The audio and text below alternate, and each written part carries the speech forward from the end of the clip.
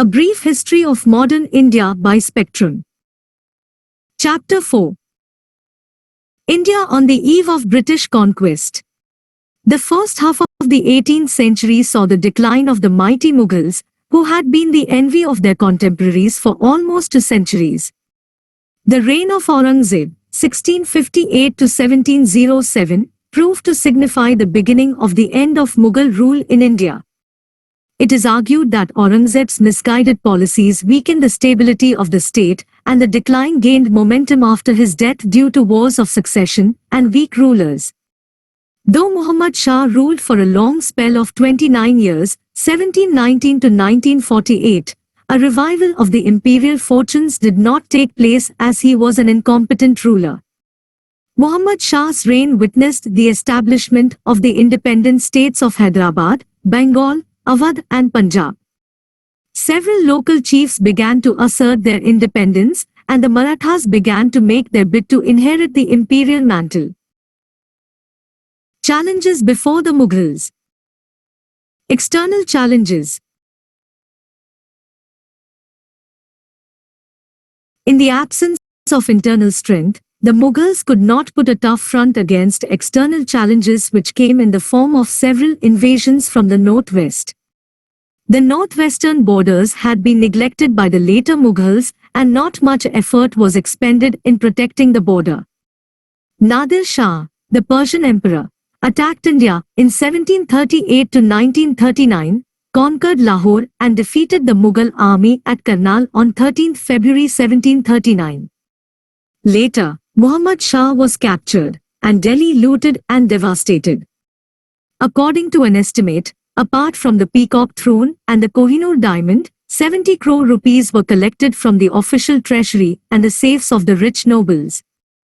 Nadir Shah gained the strategically important Mughal territory to the west of the Indus, including Kabul.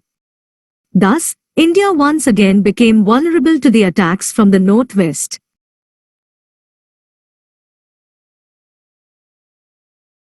Ahmad Shah Abdali, or Ahmad Shah Durrani, who was elected the successor of Nadir Shah after the latter's death in 1747, invaded India several times between 1748 and 1767. He continuously harassed the Mughals who tried to buy peace in 1751 to 1952 by ceding Punjab to him. In 1757, Abdali captured Delhi and left behind an Afghan caretaker to watch over the Mughal emperor. Before his return, Abdali had recognized Alamgir II as the Mughal emperor and the Rohilla chief, Nazib-ud-Dawla, as Mir Bakshi of the empire, who was to act as personal supreme agent of Abdali. In 1758, Nazib-ud-Dawla was expelled from Delhi by the Maratha chief, Raghunath Rao, who also captured Punjab. In 1759, Ahmad Shah Abdali returned to India to take revenge on the Marathas. In 1761, Abdali defeated the Marathas in the Third Battle of Panipat. The last of Abdali's invasions came in 1767. Nadir Shah was Mughal emperor for only 57 days, in 1739, but those days created aftershocks that transformed India's politics.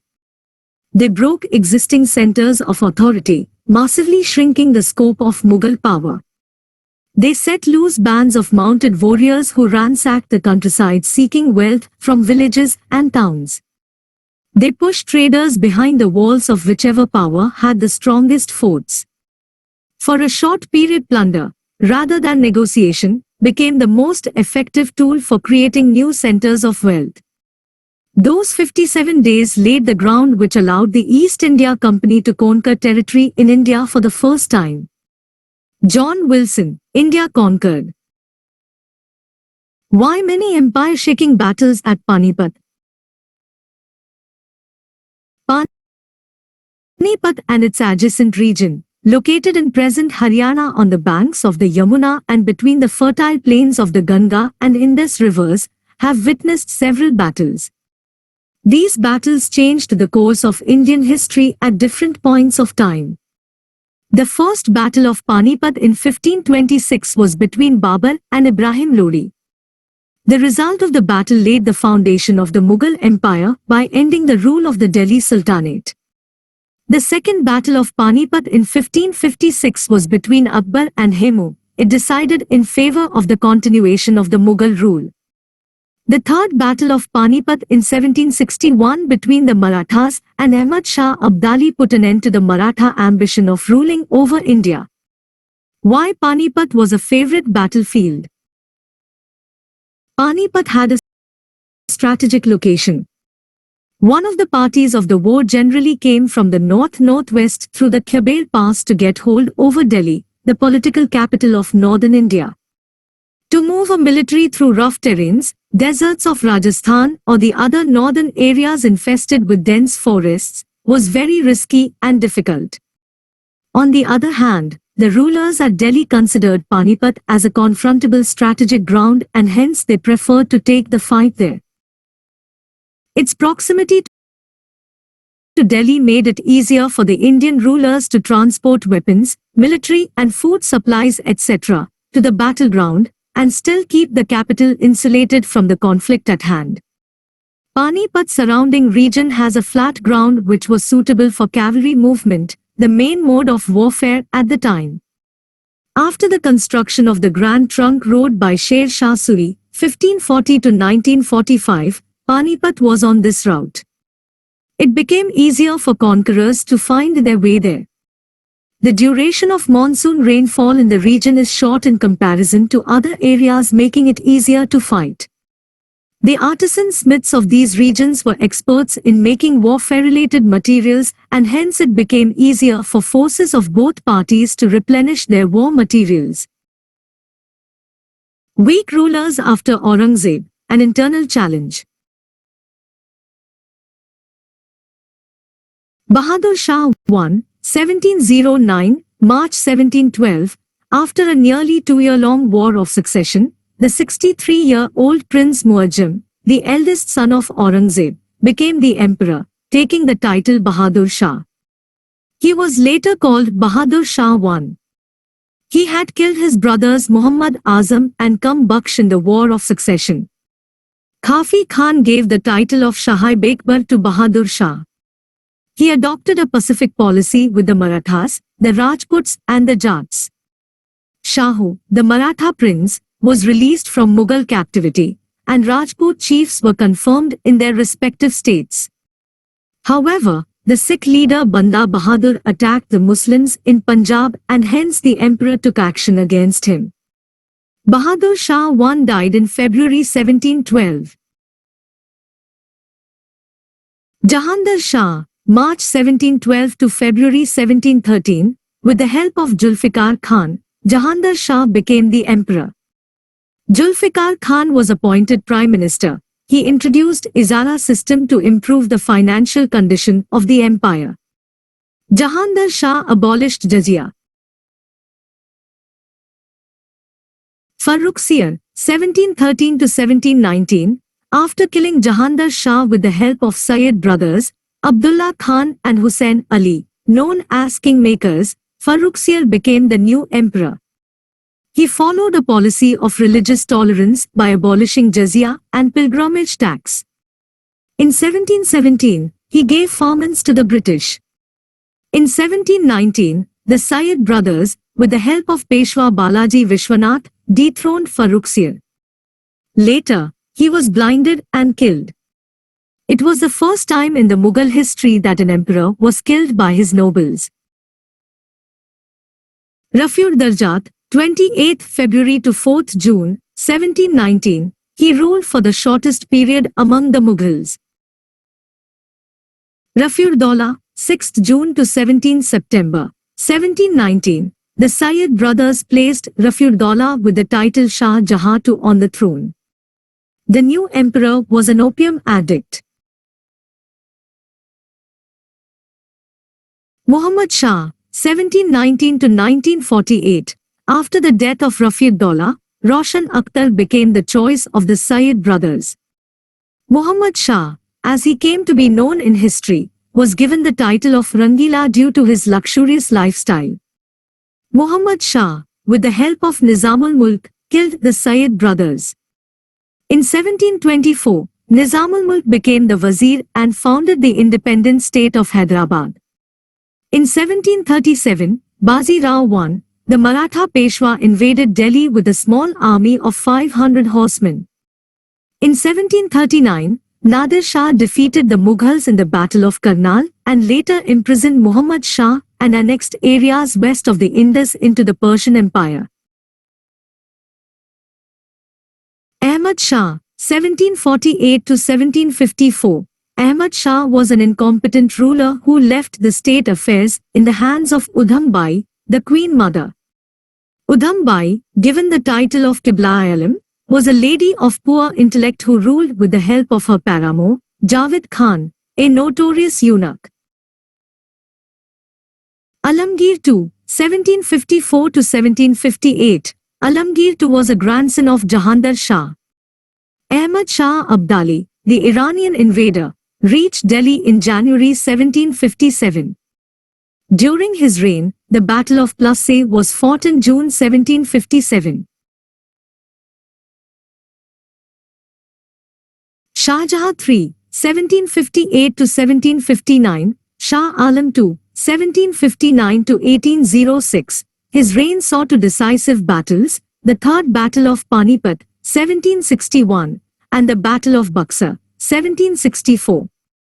In 1765, according to the terms of Treaty of Allahabad, August 1765, he was taken under the East India Company's protection and resided at Allahabad. He also issued a farman granting to the company in perpetuity the Diwani, the right to collect revenue, of Bengal, Bihar and Orissa. In 1772, the Marathas took him to Delhi where he lived till 1803.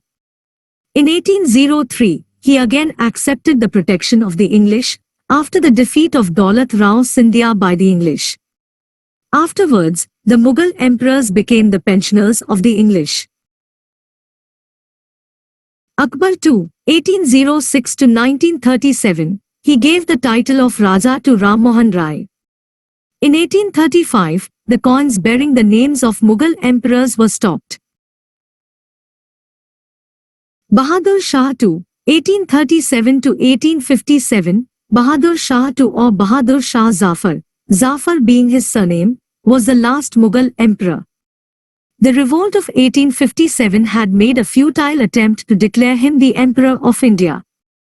He was captured by the English and sent to Rangoon where he died in 1862. In legal terms, the Mughal Empire came to an end on 1 November 1858 with the declaration of Queen Victoria. He, Bahadur Shah I, was the last emperor of whom anything favorable can be said.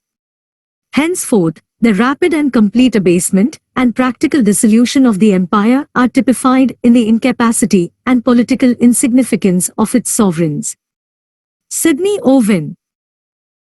Causes of decline of Mughal Empire. Why the Mughal Empire declined has been a subject of debate among historians. Scholarly opinion can be divided along two broad lines, those who view the matter as generally empire-related and those who regard the developments as region-related. The empire-related or Mughal-centric view sees the causes of the decline within the structure and functioning of the empire itself. The region-related view finds the causes of Mughal decline in the turmoil and instability in the different parts of the empire. The decline was due to both aspects. The process of disintegration of the Mughal Empire began during the reign of Aurangzeb, but it picked up momentum only after his death in 1707. At his death, conditions were not such that the process of decline could not be checked. Although Mughal authority was challenged by several chiefs and rulers, none could assert independence in the face of the imperial might. The Sikhs, Marathas and Rajputs did not possess the capacity to overthrow the empire. They merely resisted Mughal power to gain and keep their independence in their respective territories. Thus, if the successors of Aurangzeb had been capable rulers, the empire might not have fallen. Most of the emperors who came after Aurangzeb proved to be incapable, weak and licentious monarchs who hastened the process of disintegration of the empire and, finally, its collapse. The major factors which contributed to the downfall of the Mughal Empire are discussed below. Shifting allegiance of Zamindars. Two classes shared the power of the state with the emperor during the medieval period, the Zamindars and the nobles. The Zamindars were hereditary owners of their lands who enjoyed certain privileges on hereditary basis and were variously known as Rais, Rajas, Thakurs, Khuts or Deshmukhs. They occupied an important place in the empire because they helped in the collection of revenue and in local administration, for which they maintained soldiers. Though the Mughals had tried to curb the power of the Zamindars and maintain direct contact with the peasants, they had not wholly succeeded. During the reign of Aurangzeb itself, there was a marked increase in the power and influence of the Zamindars. The biggest fallout of this was that regional loyalties were encouraged. Many local Zamindars helped the nobility, the other powerful class within the empire, to take advantage of the weakness of the empire and carve out independent kingdoms for themselves. Jagirdari crisis. The nobility comprised people who were either assigned large jagirs and mansabs or appointed sabadars of Mughal subas and given the responsibility of maintaining these. To this class belonged many Rajput rulers, sabadars and mansabdars. Mughal rule has often been defined as the rule of the nobility because these nobles played a central role in administering the empire. Although Akbar had provided a well-knit organization for them, there was divisiveness among the nobility on the basis of religion, homeland and tribe, and each category formed a group of its own. Mutual rivalry, jealousy and contest for power among the various groups during the rule of the later Mughals, in the absence of a strong central leadership, not only reduced the prestige of the emperor, but also contributed to the decline of the empire.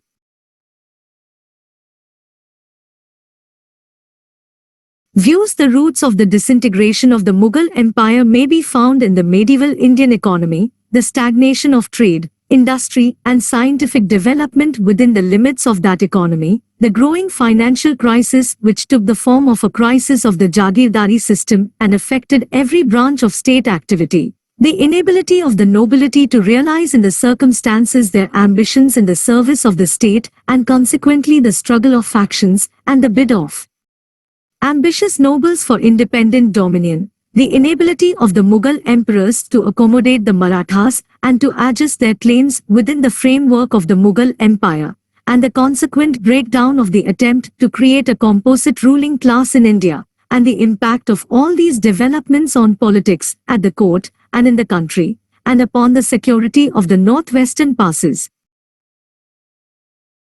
Individual failings and faults of character also played their due role, but they have necessarily to be seen against the background of these deeper, more impersonal factors. Satish Chandra, Parties and Politics, at the Mughal Court, 1707 to 1940. Various explanations are put forward for the revolts which brought about the collapse of the Mughal Empire. Here our main concern is with what our 17th and early 18th century authorities have to say. And it will be seen that they, at any rate, put the greatest store by the economic and administrative causes of the upheaval and no little of religious reaction or national consciousness. Thus was the Mughal Empire destroyed. No new order was, or could be, created by the forces ranged against it. Irfan Habib. The agrarian system of Mughal India. The more I study the period, the more I am convinced that military inefficiency was the principal, if not the sole, cause of that empire's final collapse. All other defects and weaknesses were as nothing in comparison with this. Long before it disappeared, it had lost all military energy at the center, and was ready to crumble to pieces at the first touch. The rude hand of no Persian or Afghan conqueror, no Nadir, no Ahmad Abdali, the genius of no European adventure, a Dupleix or a Clive, was needed to precipitate it into the abyss. The empire of the Mughals was already doomed before any of these had appeared on the scene, and had they never been heard of, there can be little doubt that some Maharatta bandit or Sikh freebooter would in due time have seated himself on the throne of Akbar and Shah Jahan. William Irvine.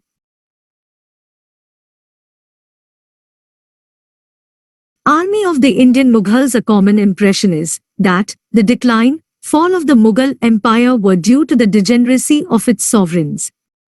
But it was irretrievably ruined in the reign of Aurangzeb, a monarch of great ability, energy and determination, but lacking in political insight, and a bigoted Mussulman.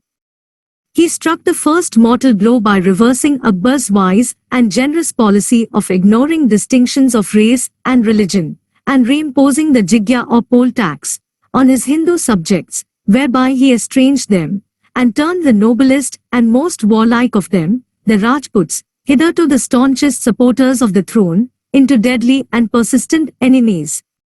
And Shivaji and his followers not only vindicated their independence, but struck a second mortal blow at the integrity of the empire. They destroyed its military reputation. They exhausted its accumulated treasure. They spread disorder and devastation over the Deccan, and beyond it, they established an imperium in imperio. Thus the empire, though not dissolved, was hopelessly debilitated. The effective authority of the central government was thenceforth in abeyance. Nadir Shah, after inflicting the extremity of humiliation on the emperor and his capital, annexed the imperial territory west of the Indus. The dissolution of the empire was complete. Sidney Owen, The Fall of the Mughal Empire. The Mughal Empire, and with it the Maratha overlordship of Hindustan, fell because of the rottenness at the core of Indian society.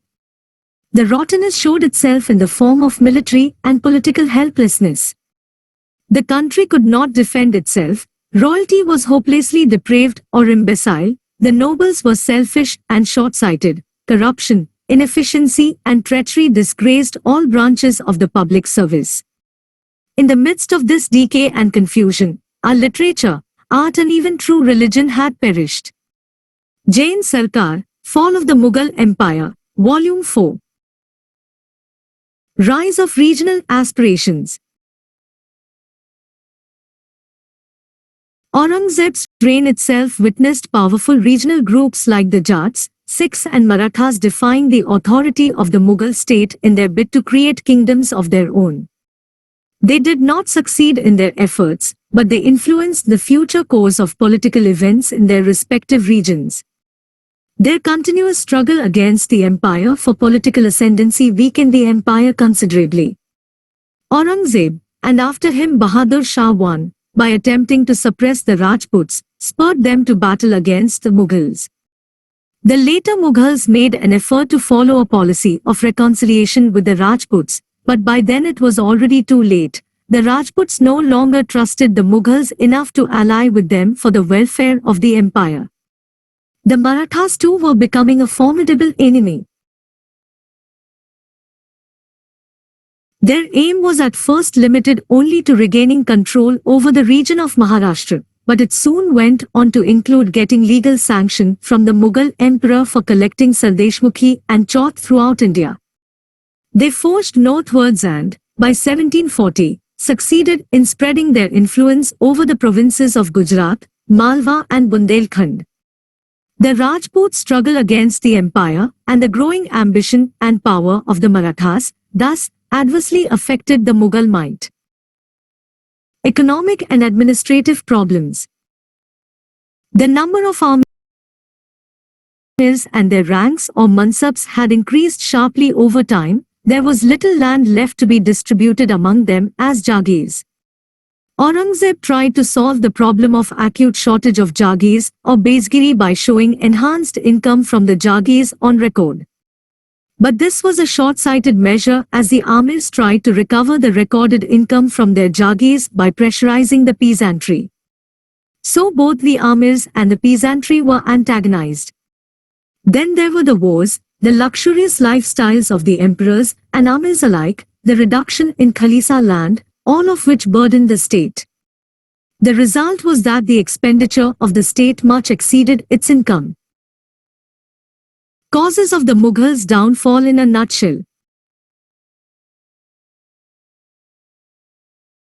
Some of the main causes for the decline of the Mughals, briefly put, were as follows. 1. The government of the Mughals was a personal despotism, and so its success depended on the character of the reigning ruler. The later Mughals were worthless and neglected the administration of the state.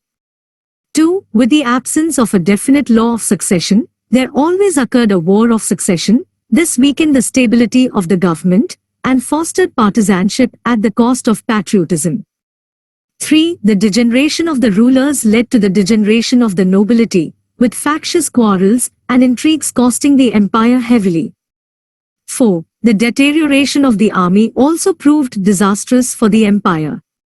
5. The empire had become too vast and unwieldy to be efficiently governed from a central authority under weak rulers, especially under the existing conditions of transport and communication. 6. Aurangzeb's religious policy was largely responsible, leading to revolts by Rajputs, Sikhs, Jats, and Marathas. 7. Aurangzeb's Deccan policy was a complete failure and was an important cause of the downfall of the Mughal Empire. 8. Invasions of Irani and Durrani kingdoms gave a death blow to the Mughal Empire. There was, moreover, no significant scientific and technological advance that could have improved a stagnant economy. The once flourishing trade did not enrich the empire's coffers even as the inroads by European traders grew along coastal India. These economic and administrative problems only multiplied following the death of Aurangzeb. The empire had become too vast to be efficiently administered by a centralized system when the rulers were weak and incompetent. Rise of regional states. The states that emerged as a result of the decline of the Mughal Empire can be classified into the following three broad categories. 1. Successor states. These were the Mughal provinces that turned into states after breaking away from the empire. Though they did not challenge the sovereignty of the Mughal ruler, the establishment of virtually independent and hereditary authority by their governors showed the emergence of autonomous polity in these territories. Some examples are Awadh, Bengal, and Hyderabad. 2. Independent kingdoms. These states came into existence primarily due to the destabilization of the Mughal control over the provinces, examples being Mysore, Kerala, and the Rajput states. 3. The new states. These were the states set up by the rebels against the Mughal Empire, examples being the Maratha, the Sikh, and the Jat states. Survey of regional kingdoms. Hyderabad. The founder of the Asafjah House of Hyderabad was Qilij Khan, popularly known as Nizamul Mulk. It was Zulfikar Khan who had first conceived the idea of an independent state in the Deccan. But with his death in 1713 the dream remained unfulfilled. Qilij Khan, disgusted with the Mughal emperor, who had appointed Mubarak Khan as a full-fledged viceroy of the Deccan, decided to fight Mubarak Khan. He defeated and later killed Mubarak Khan in the Battle of Shakarkeda, 1724. He now assumed control of the Deccan. In 1725, he became the viceroy and conferred on himself the title of Asafjah. Awadh. The founder of the independent principality of Awadh was Saadat Khan, popularly known as Burhanul Mulk. Saadat Khan was a Shia. He had joined in a conspiracy against the Sayyid brothers, which resulted in his being given an increased mansab. Later, driven out of the court, he was prompted to found a new independent state. Saadat Khan committed suicide due to pressure from Nadir Shah, who was demanding a huge booty from him. He was succeeded by Safdar Jang as the Nawab of Awadh. Bengal. Murshid Quli Khan was the founder of the independent state of Bengal. He was a capable ruler and made Bengal a prosperous state. He was succeeded in 1727 by his son Shujaud-Din. His successor, Sarfaraz Khan, was killed in 1740 by Alivardi Khan, the deputy governor of Bihar at Gheria, who assumed power and made himself independent of the Mughal emperor by giving yearly tribute. The Rajputs. The Rajputs tried to re-establish their independence in the 18th century. This forced the Mughal ruler Bahadur Shah I to march against Ajit Singh, 1708, who had formed an alliance with Jai Singh II and Durgadas Rathore. But the alliance was broken and the situation was saved for the Mughals. At one time the Rajputs controlled the entire territory extending from the south of Delhi up to the western coast. Mysore. Another important state to make its appearance in the 18th century was that of Mysore. This territory located at the junction of the eastern and western Ghats was ruled by the Wadiyars. Various powers, interested in this territory, turned the area into a constant battlefield. In the end the Mysore state was brought under the rule of Hyder Ali, who ruled the state but not without trouble. He was involved in constant warfare with the British and so was his son Tipu Sultan. Kerala. Marthanda Varma established an independent state of Kerala with Travancore as his capital. He extended the boundaries of his state from Kanyakumari to Cochin. He made efforts to organize his army along the western model and adopted various measures to develop his state. The Jats. The agriculturist Jat settlers living around Delhi, Mathura, and Agra revolted against the oppressive policies of Aurangzeb. After some initial setbacks, Churaman and Badan Singh succeeded in setting up the Jat state of Bharatpur. But it was under Suraj Mal that Jat power reached its zenith. He not only provided an efficient system of administration but also greatly extended the territory of the state. His state included territories from Ganda in the east to Chambal in the south and included the Subas of Agra, Mathura, Meerut and Aligarh. However, the Jat state suffered a decline after the death of Suraj Mal in 1763. Thereafter, the state split into small areas controlled by petty zamindars who mainly lived by plunder. The Sikhs. Guru Gobind Singh transformed the Sikhs into a militant sect in defense of their religion and liberties. Banda Bahadur, who later assumed the leadership of the Sikhs in 1708, was defeated and killed. In the wake of the invasions of Nadir Shah and Ahmad Shah Abdali, the Sikhs once again asserted their authority. At this stage they organized themselves into 12 misls or confederacies which exercised control over different parts of the kingdom. The credit for establishing a strong kingdom of Punjab goes to Ranjit Singh. He was the son of Mahan Singh, the leader of the Sukarchakia misl. Ranjit Singh brought under control the area extending from the Sutlej to the Jhelum. He conquered Lahore in 1799 and Amritsar in 1802. By the Treaty of Amritsar with the British, Ranjit Singh acknowledged the British right over the CIS Sutlej territories. Ranjit Singh proved to be an efficient administrator. He greatly modernized his army with the help of Europeans. But towards the close of his reign, the English forced him to sign the Tripartite Treaty in 1838 with Shah Shuja and the English Company, whereby he agreed to provide passage to the British troops through Punjab with a view to placing Shah Shuja on the throne of Kabul. Ranjit Singh died in 1839. His successors could not keep the state intact and, soon enough, the British took control over it. The Marathas. Perhaps the most formidable province to emerge was that of the Marathas. Under the capable leadership of the Peshwas, the Marathas uprooted the Mughal authority from Malwa and Gujarat and established their rule. At one time they claimed the right to be the chief inheritors of the Mughal dominion, but their authority was challenged by Ahmad Shah Abdali in the Third Battle of Panipat, 1761. The Marathas quickly recovered from the defeat and offered the most formidable challenge to the English East India Company in the struggle for political supremacy in India. Rohilkhand and Farrukhabad. The states of Rohilkhand and the kingdom of the Bangash Pathans were a fallout of the Afghan migration into India. Large-scale immigration of Afghans into India took place in mid-18th century because of political and economic turmoil in Afghanistan. Ali Muhammad Khan took advantage of the collapse of authority in North India following Nadir Shah's invasion to set up a petty kingdom, Rohilkhand.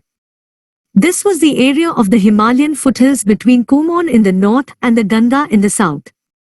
The Rohillas, as the inhabitants of Rohilkhand were known, suffered heavily at the hands of the other powers in the area, the Jats and the Awadh rulers and, later, the Marathas and the British. Muhammad Khan Bangash, an Afghan, set up an independent kingdom to the east of Delhi in the area around Farrukhabad during the reigns of Farrukhsiyar and Muhammad Shah. Nature and limitations of regional states. The independent political systems that emerged in the provinces continued to maintain ties with the Mughal imperial authority and acknowledged the emperor's importance as an umbrella. Even rebel chieftains of the Marathas and Sikhs recognized the Mughal emperor as the supreme authority. The polity that emerged in these states was regional in character and functional with the collaborative support of the different local groups like the zamindars, merchants, local nobles and chieftains. The provincial rulers had to take care of these various local interests in order to maintain themselves. Of course, there were exceptions. For instance, in Mysore, rulers did not recognize the local chieftains. The regional states had certain limitations. The provincial rulers failed to develop a system based on sound financial, administrative, and military organization. Though some of them tried to modernize, notably Mysore, on the whole, they were backward in science and technology. Another drawback was the constant warfare these states had with the neighboring regional powers, wars in which none could ultimately dominate.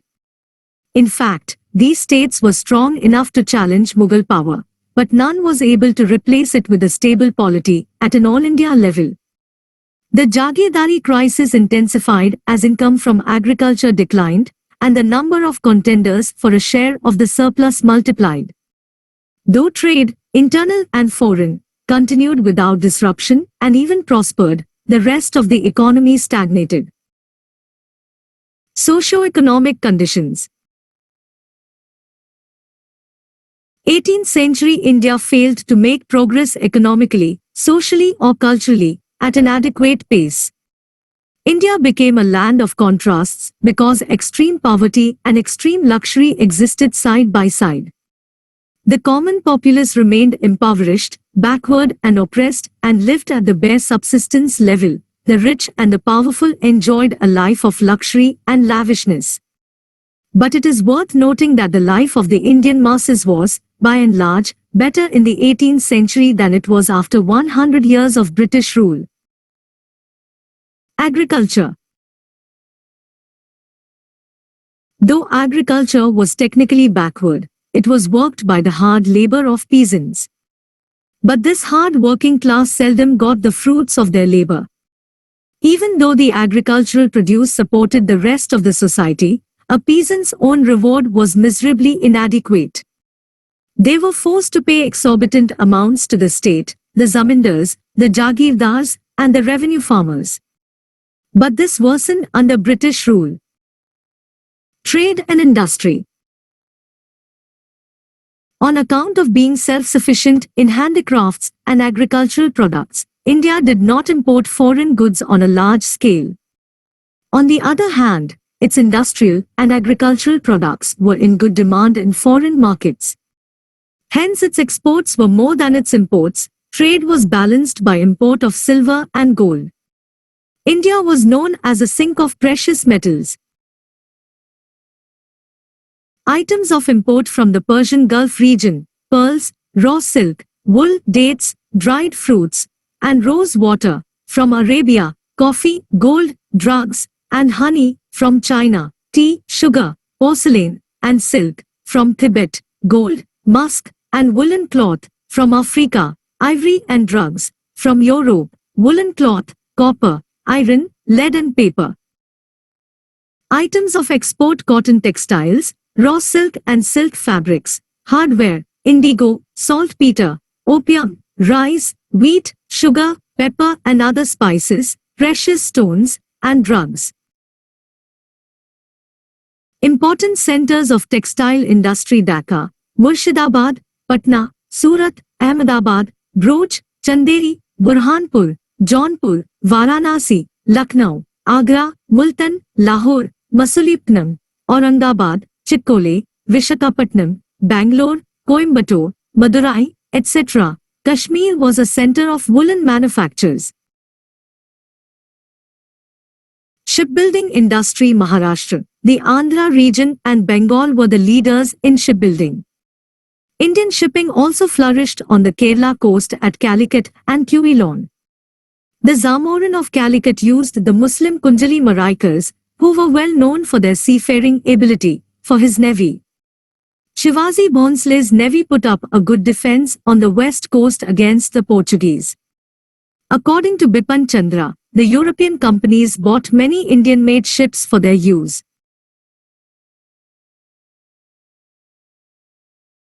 Views bear in mind that the commerce of India is the commerce of the world, and he who can exclusively command it is the dictator of Europe.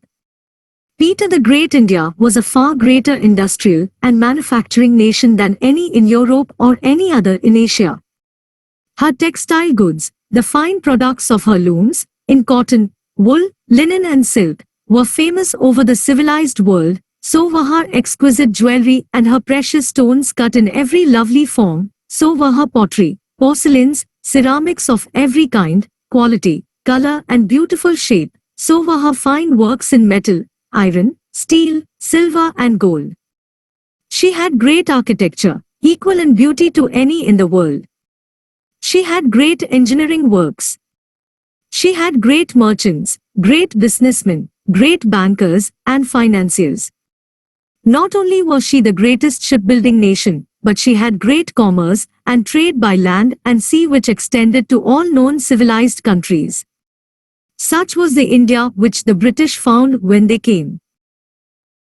J.T. Sunderland. For centuries the handloom weavers of Bengal had produced some of the world's most desirable fabrics, especially the fine muslins, light as woven air, that were coveted by European dressmakers. As late as the mid-18th century, Bengal's textiles were still being exported to Egypt, Turkey and Persia in the west, and to Java, China and Japan in the east, along well-established trade routes, as well as to Europe. Shashi Tharoor, An Era of Darkness. Status of education. The education imparted in 18th century India was still traditional, which could not match with the rapid developments in the West. The knowledge was confined to literature, law, religion, philosophy, and logic and excluded the study of physical and natural sciences, technology, and geography.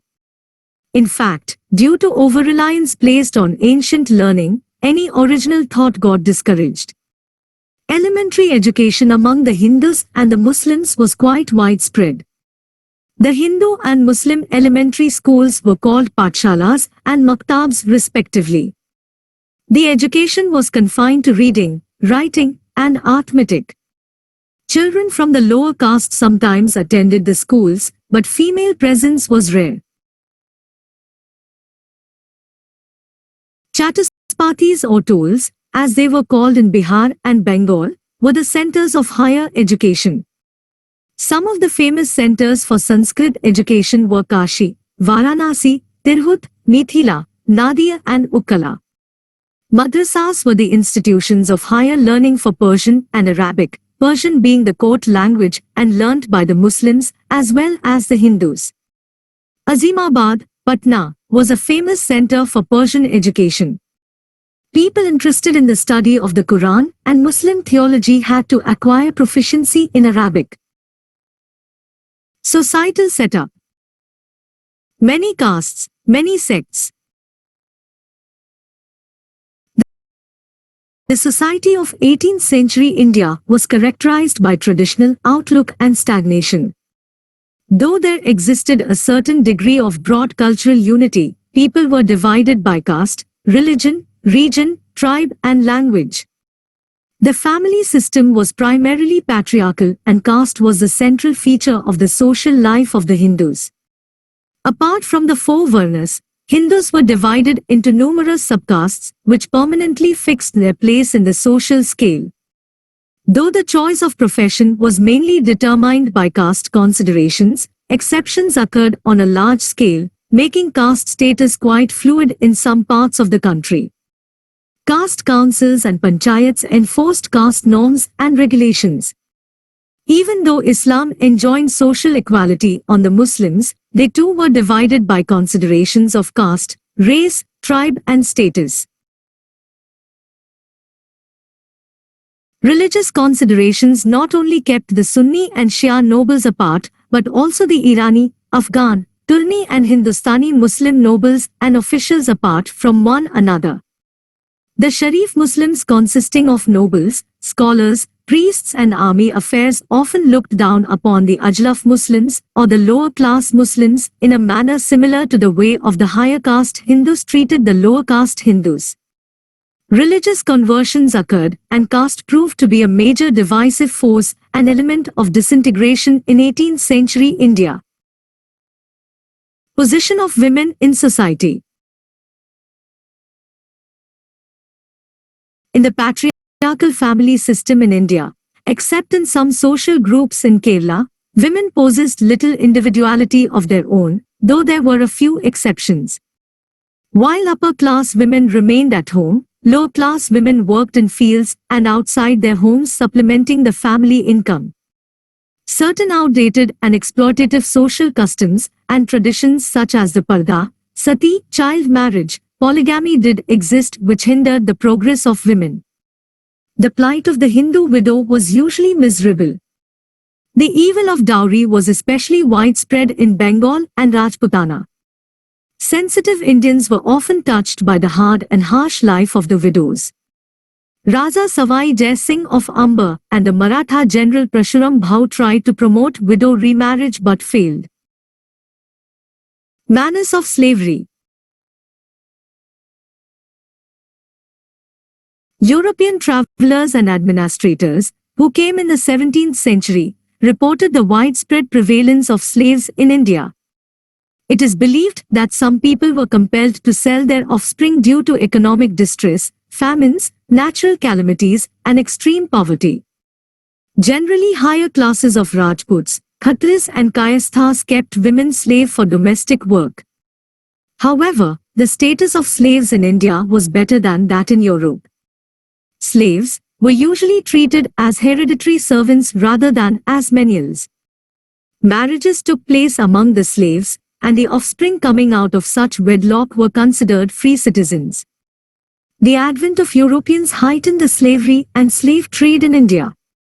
European trading companies purchased slaves from the markets of Bengal, Assam and Bihar and took them to the European and American market. Abyssinian slaves were sold at Surat, Madras and Calcutta. View: a Hindu woman can go anywhere alone, even in the most crowded places, and she need never fear the impertinent looks and jokes of idle loungers. Abbé Dubos commented at beginning of the 19th century. Development in art, architecture and culture.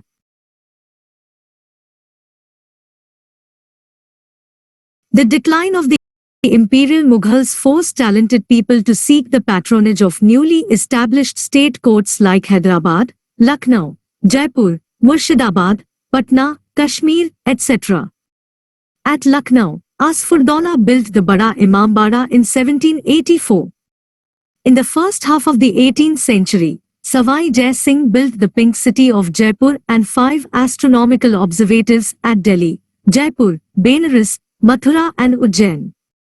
He also prepared a set of timetables called Jeez Muhammad Shahi to help the people in the study of astronomy.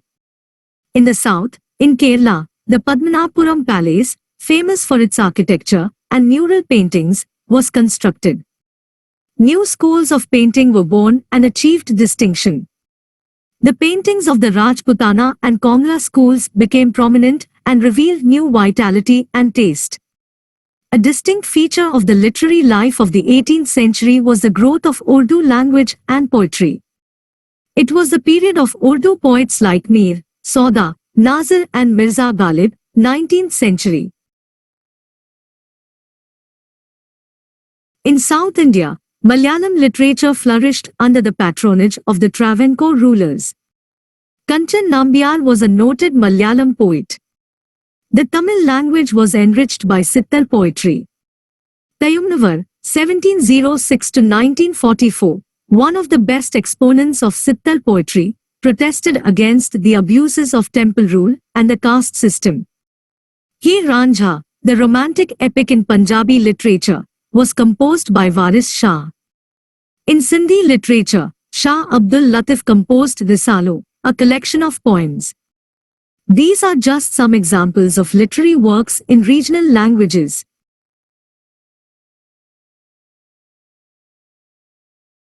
Summary: why the Mughal Empire declined. Weak successors. The Mughal Empire was a personal despotism, and its success depended upon a strong and capable monarch. Absence of definite law of succession. Continuous wars of succession, absence of law of primogeniture, fostered partisanship at the cost of patriotism.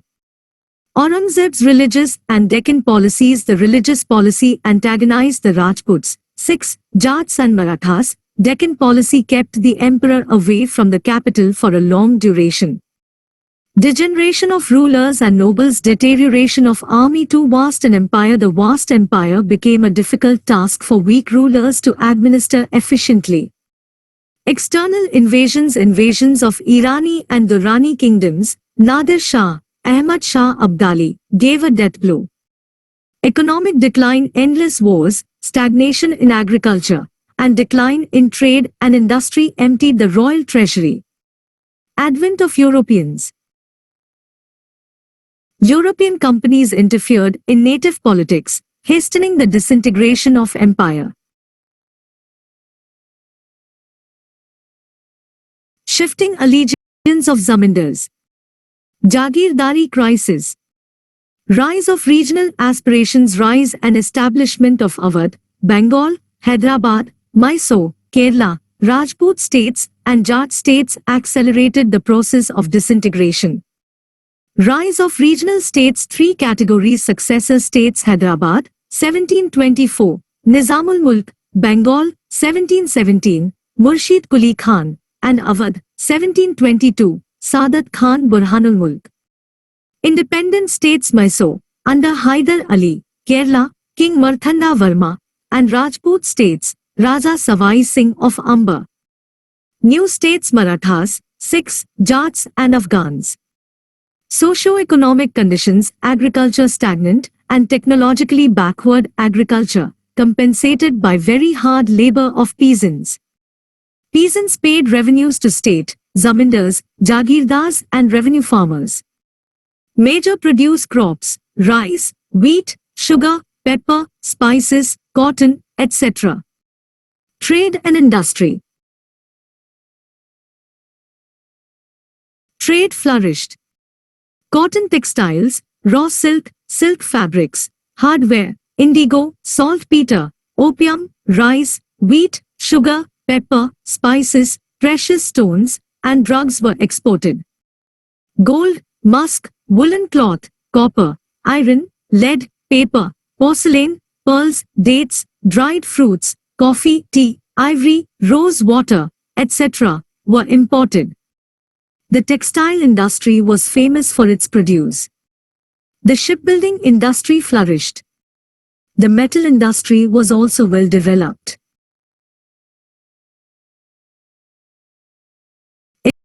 Education: elementary education imparted through pathshalas and maktabs. Chatuspatis or tolls among Hindus, and madrasas among Muslims were the institutes of higher learning. Absence of the study of science and technology and geography was a general feature. Society: apart from the four varnas, Hindus were divided into many subcastes which differed in their nature from place to place. Muslims were also divided by considerations of caste, race, tribe, and status, even though their religion propagated equality. Art, architecture and culture: Asfuddaulah, in 1784, built Bada Imambara at Lucknow. Savai Jai Singh built Pink City of Jaipur and 5 astronomical observatories: Delhi, Jaipur, Mathura, Benares, Ujjain. Painting schools of Kangra and Rajputana came into prominence. In northern India, growth of Urdu language and poetry took place. Prominent Urdu poets were Mir, Sauda, Nazir, and Mirza Ghalib. Regional languages developed. Tamil language was enriched by Sittal poetry.